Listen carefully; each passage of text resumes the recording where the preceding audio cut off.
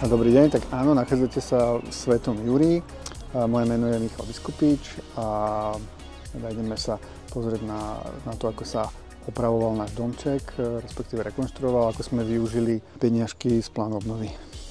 Zapojil som sa do výzvy číslo 4, ktorá sa teda spúšťala v októbri 2023. Tak sme si zistili z toho programu plánu obnovy, čo všetko sa dá v podstate zrekonštruovať, respektíve obnoviť.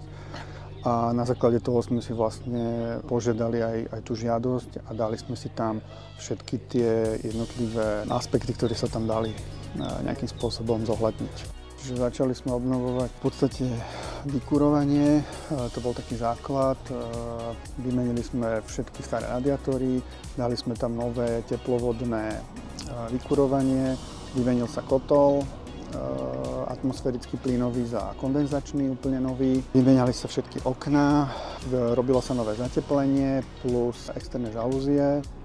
Niečo sme si robili svojpomocne a niečo sa muselo zrealizovať cez stavebnú firmu. Deti mali zábavu, lebo v podstate stavenisko je asi najlepšie ihrisko pre deti a zapájal som do toho trošku brata a samozrejme manželka pomáhala tým, že strážila deti.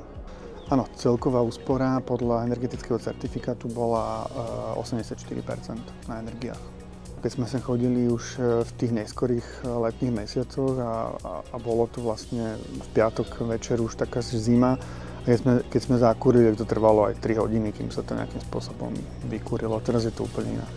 Kombináciou všetkých opatrení, ktoré sa tu nás realizovali, o ktoré som si podal žiadosť, sa podarilo získať úplne maximálnu sumu vo výške 19 000 eur.